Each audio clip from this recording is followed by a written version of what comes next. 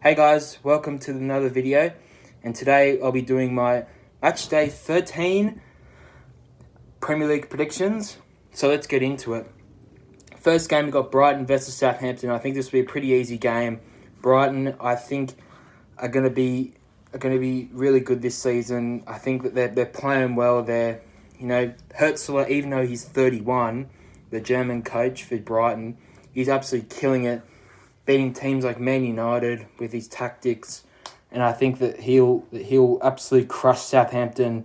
Brighton, I think if they win this game, they go up to, they could potentially go up to second if they win tomorrow at 7 a.m. That is unreal. I cannot believe that tomorrow Brighton could be second. That is astounding. Yeah, so I think that Brighton will win. Southampton haven't really done much this season. They're currently down the bottom. So yeah, it could be a long day for Southampton. But my players to watch for this one, if I'm not a gambler or anything like that, but my two players to watch, I reckon, for Brighton would be João Pedro. I like the way that João Pedro plays. I think he's a very dynamic player. He can do give and goes. He can pass a lot and get into good areas so Brighton can score. And also maybe for Southampton potentially, maybe I don't really know. Maybe Harwood Bellis, because I think he's been pretty good this season. I think he's scored a couple of goals. I think he scored one against Bournemouth, I remember. Yeah. Next, I think I'm going to go with a 3-0 win for Brighton. I think they'll be confident. I think Brighton would have to go into this one as favourites. And yeah, this is going to be an easy win for Brighton for me personally. Next up, we've got Wolves versus Bournemouth. And I think Wolves are going to be on fire because of Cunha. Matheus Cunha, he has turned it on for Wolves in the last few games. He's even made me put him in my fantasy team because he is just unreal. Cunha, he's just it just feels like this form is just coming out of absolutely nowhere. Like he was dead and buried almost like at the start of the season. Like he was just crap, or he wasn't playing well. But now he's picking up form. It looks like every single time he's a goal threat, and he is a player to watch in this one against Bournemouth. But and on the flip side of it, Bournemouth, they are currently in 13th with 4 wins, 3 draws, and 5 losses. They've had an inconsistent start. I think that they will potentially get a draw out of this, but my player to look out for Bournemouth is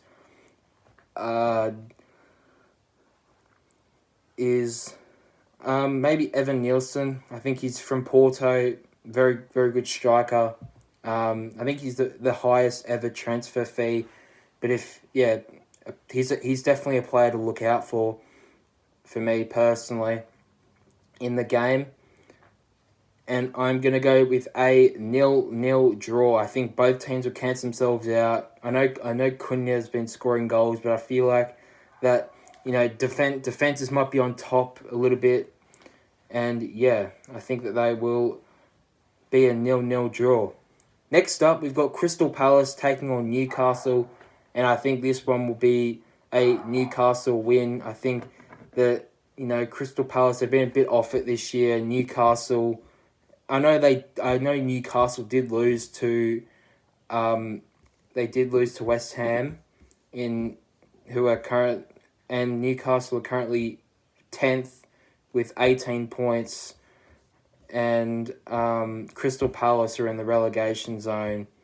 They are in deep trouble, and I think that Newcastle away from home, it will be a win. And a player that I would be looking out for Newcastle is Isak. I absolutely love Isak. He is such a good player. I would love him at Chelsea, but not. I think I think he's one of those very few strikers that gives the full package. I think he's got the strength. He's got the pace, And I think he can score goals in these sort of games. He can, link up with his wingers and forwards alongside him, and is a dangerous threat for pretty much every single team in the Premier League. And I think he would. I think for me personally, he'd sign for any team in the world. And on the flip side of it, I still think Eze is a threat of a player for Crystal Palace. This could be quite an iffy game for Newcastle, but I'm still thinking maybe a 2-0 win for Newcastle, 2-1. No, I'm gonna go 2-0. I think they'll keep the clean sheet away from home, and they'll go into their next game with a lot of confidence. Next up, we've got Nottingham Forest versus Ipswich. Nottingham Forest have been very good this season. I know they did just lose to Arsenal 3-0, but a lot of teams do lose to Arsenal. But then again, Arsenal haven't been that good this season. Nottingham Forest should get the win here, but the threat that I think that Ipswich will show is with Liam Delap and Omari Hutchinson. Omari Hutchinson, he is a dangerous player. I know he hasn't gone off to the good start that he should be going, that how I'm rating him, but I think Hutchinson is a good player. Delap, he could go to the very top the way that he's going so far for Ipswich. But on the flip side of it, Nottingham Forest, I think Chris Wood has to be the player to watch here. He is just he's absolutely killing the records. New Zealander, man, you wouldn't think a New Zealander would be doing well in the Premier League if you think about it. But I think I'm going to go with the 2-1 win for Nottingham Forest. I think they'll just scrape over the line. They'll beat Ipswich Town, and I think that they will, find the tactic, unless if Ipswich just go defensively with Kieran McKenna. But I know Ipswich have got 2 positive results recently with the win over Tottenham and that draw over Ruben Amorim's Manchester United.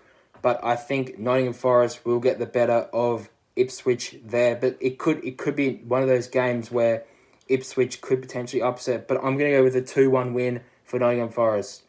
Next up, we've got Brentford versus Leicester. I think this has a draw written all over it. I know Brentford have scored a lot of goals this season, but yeah, I just think this has a 0-0 draw written all over it. And I'm going to go with the 0-0. Players to watch, I think Mbeumo for Brentford. I think that he's a very, very good player. He's like quite a small guy, but you wouldn't think he's like good.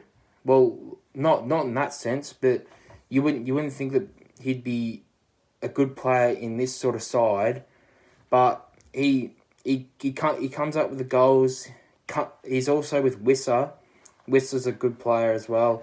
He can, that they're a good partnership up top, and they are effective. Brentford, they are currently in 11th position above Man United with 5 wins, 2 draws and 5 losses. Leicester lost their last game. They're in 19th or 16th, sorry. 16th, not 19th. I think this does have a draw written all over it. They didn't really play it well against Chelsea, but then again, I'm kind of being biased. So take that as what you wish. I think this will be a draw.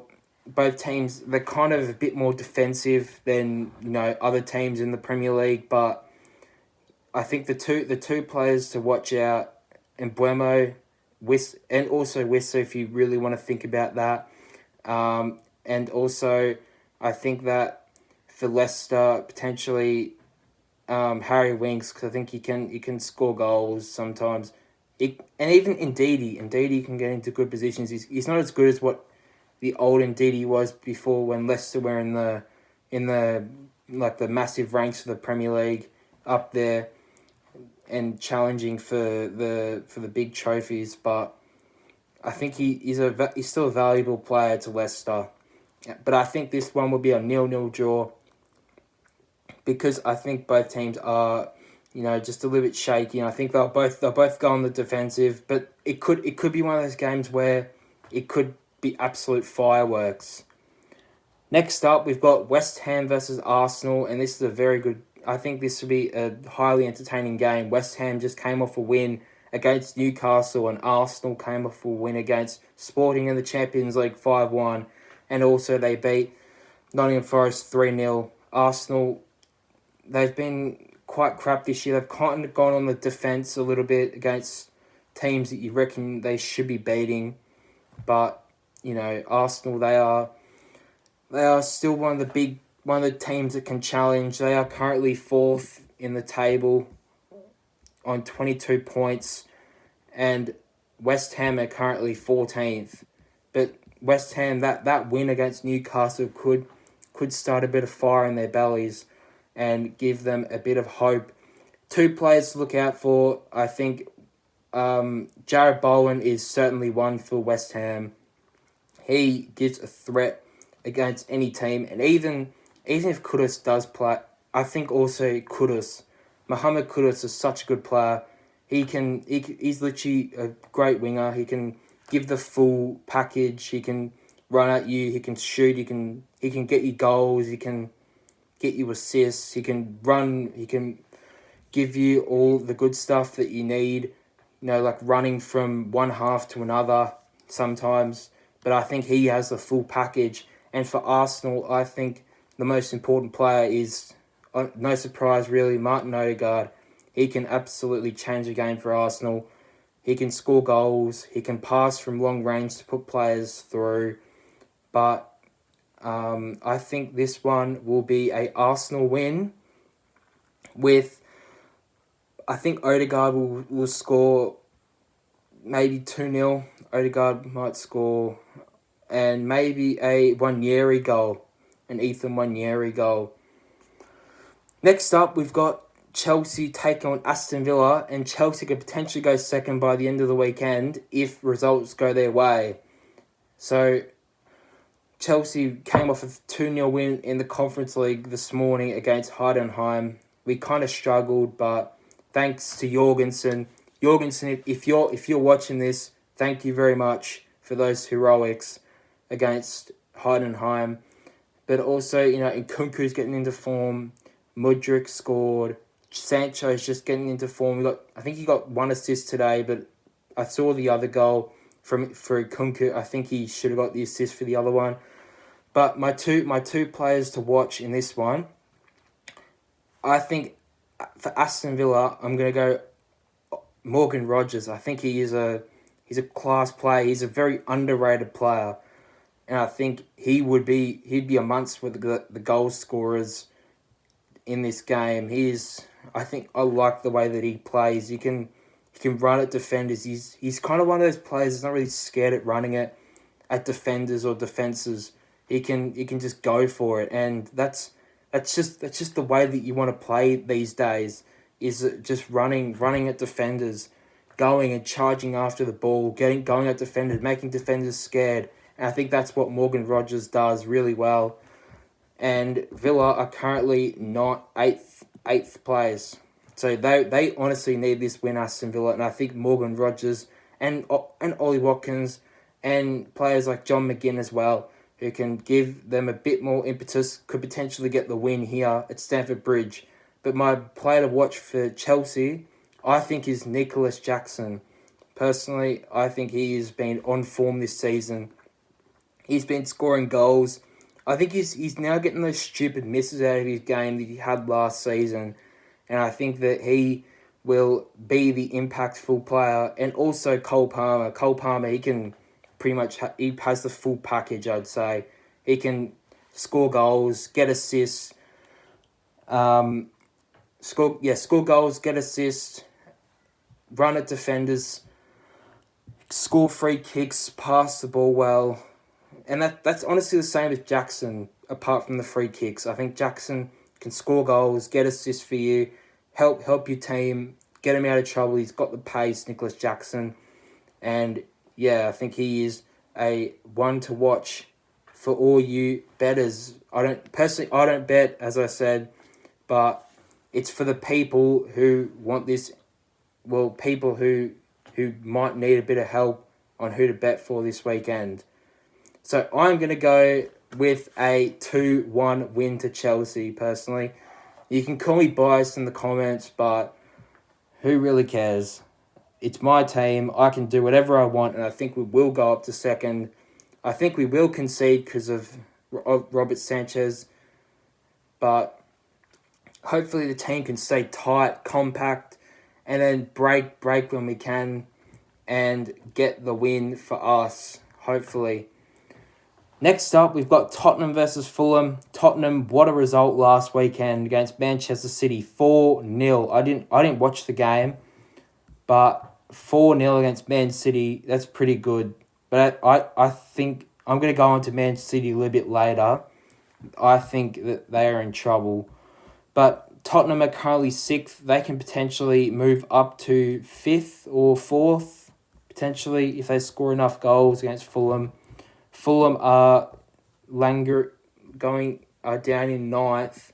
So you'd think Tottenham would be the favourites to win this. And I think Tottenham will win this. Tottenham, the dangerous player for them would have to be Son. Or even, actually no, I'm going to change that. Kulusevski, he is just on point at the moment, is Kulusevski. And, gives the... I think with this new role he's playing in midfield, it's not really a role that I would have thought he would have ever had when he first walked through the doors all those couple of years ago. But I think that Tottenham will get the win here over Fulham. And my dangerous player for Fulham is Emil Smith-Rowe. Obviously, he's got that previous Arsenal history, so maybe he has a bit more fire in the belly to beat Tottenham. But I think that Tottenham will get the win, maybe 3-0, 3-1. I'm going to go 3-1. Tottenham are on fire. I think they'll keep that confidence up. Aussie Ange, Postecoglou will keep that confidence up for the players. And I know Vicario's out, so maybe that could be a struggle for Tottenham. But I think that they will win 3-1. Next up, we've got Manchester United taking on Everton. I know Man United won today 3-2 against Bodo Glimt, but from what I saw, they didn't really look too good. But you'd surely think against Everton that they'll come out and get the win. My dangerous player for Man United, I think under this new system, I think Marcus Rashford,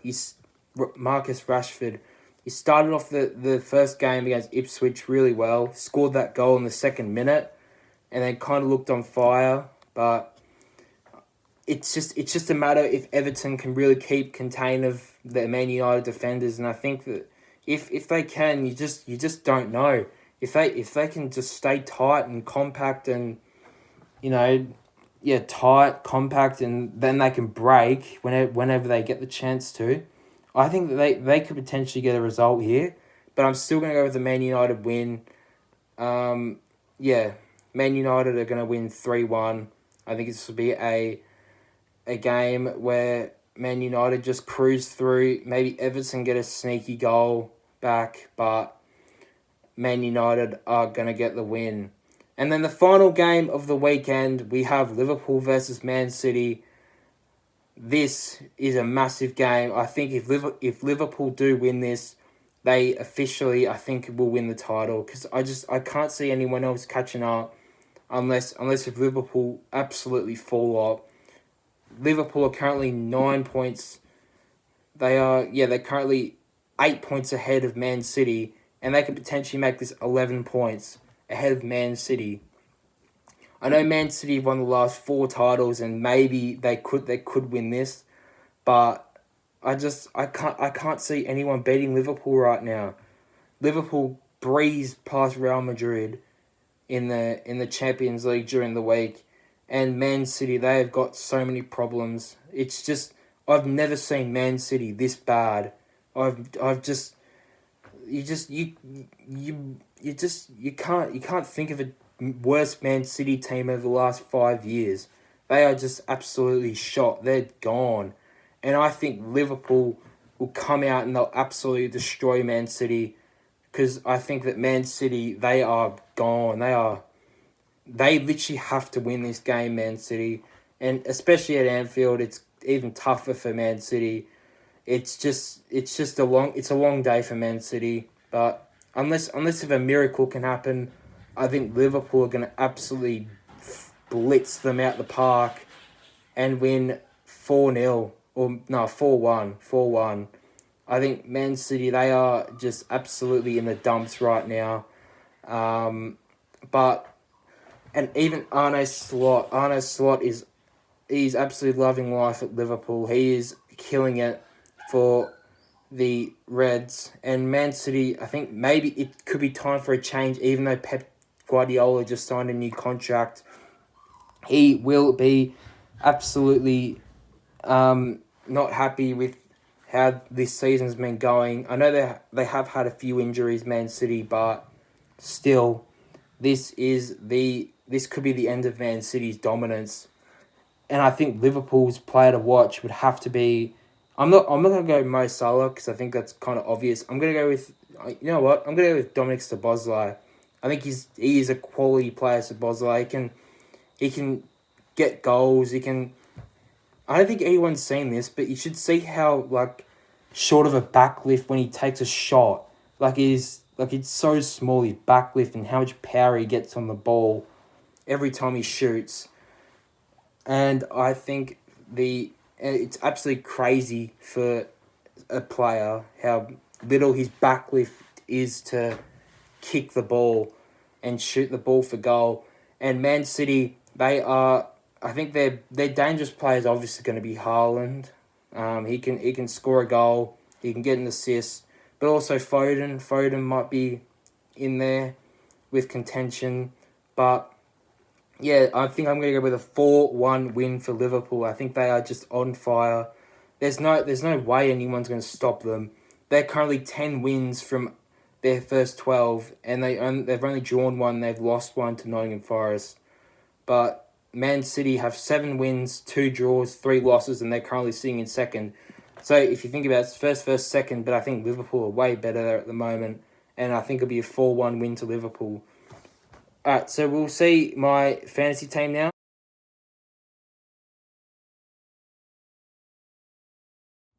Thanks to iMovie's editing, you couldn't actually see the strikers. So they were the ones who I changed this week. So I brung in I took out Haaland, sorry, and brung in Cunha, and I also brung in Nicholas Jackson for Liam Delap. So thank you all for watching. I hope you will enjoy the video. Make sure you like and subscribe and turn the bell notifications on. That's the most important. Like, subscribe, and turn the notification bell on. We're on the race to 100 before the end of 2024. Sorry, what am I doing? And I'll see you in the next one.